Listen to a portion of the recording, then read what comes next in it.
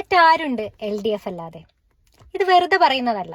നമുക്ക് 2011 മുതൽ 2016 വരെയുള്ള UDF കാലത്തിന്റെയും 2016 മുതൽ 2026 വരെയുള്ള LDF കാലത്തെയും പൊതുവിദ്യാഭ്യാസ മേഖലയിൽ ഉണ്ടായിട്ടുള്ള മാറ്റങ്ങളൊന്ന് പരിശോധിച്ച് നോക്കാം. 2011 മുതൽ 2016 വരെയുള്ള UDF കാലഘട്ടത്തിൽ സർക്കാർ എയ്ഡഡ് സ്കൂളുകൾ അടച്ചുപൂട്ടി. അനാദായകരമായ 1615 പൊതുവിദ്യാലയങ്ങൾ, കോഴിക്കോട് ജില്ലയിലെ മലാപ്പറമ്പ് ഗവൺമെന്റ് UP സ്കൂളും കൊണ്ടോട്ടിയിലെ മാങ്ങാട്ടുമുറി AM-LP സ്കൂളും അടച്ചുപൂട്ടാൻ ഉത്തരവിട്ടു. പാഠപുസ്തകങ്ങൾ ഇല്ലാത്ത കാലം, പരീക്ഷകൾക്ക് വേണ്ടി ടെക്സ്റ്റ് ബുക്കുകൾ ഫോട്ടോസ്റ്റാറ്റ് എടുക്കേണ്ടി വരുന്ന അവസ്ഥ, പൊളിഞ്ഞു തകരാറിലായ കെട്ടിടങ്ങൾ, യൂണിഫോമുകൾ സമയത്ത് നൽകിയില്ല, ഉച്ചഭക്ഷണത്തിന് വൃത്തിഹീനമായ അരി, ഉച്ചഭക്ഷണത്തിനായി ഇറക്കിയ അരിയിൽ ചത്ത എലിയും ചെള്ളും പുഴുവും സിഗരറ്റ് കുറ്റികളും.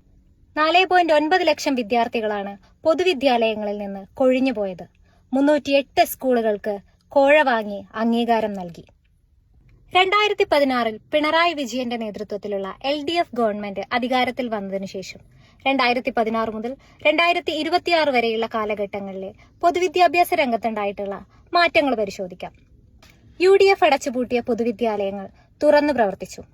പൊതുവിദ്യാഭ്യാസ സ്ഥാപനങ്ങൾ അന്താരാഷ്ട്ര നിലവാരത്തിലേക്ക് ഉയർത്തി. അടിസ്ഥാന സൗകര്യ വികസനത്തിനായി 5000 കോടി രൂപയുടെ നിക്ഷേപം. കിഫ്ബി വഴി 588 സ്കൂളുകളുടെ നിർമ്മാണം പൂർത്തിയാക്കി. 400-ലധികം വിദ്യാലയങ്ങളുടെ നിർമ്മാണം പുരോഗമിക്കുന്നു. 45,000 ഹൈടെക് ക്ലാസ് മുറികൾ. അധ്യയന വർഷം ആരംഭിക്കുന്നതിന് മുൻപ് തന്നെ പാഠപുസ്തകങ്ങളും യൂണിഫോമുകളും കുട്ടികളുടെ കൈകളിലേക്ക്. 2021 ശേഷം മാത്രമായി സർക്കാർ എയ്ഡഡ് മേഖലകളിൽ 30,564 അധ്യാപക നിയമനങ്ങൾ നടത്തി.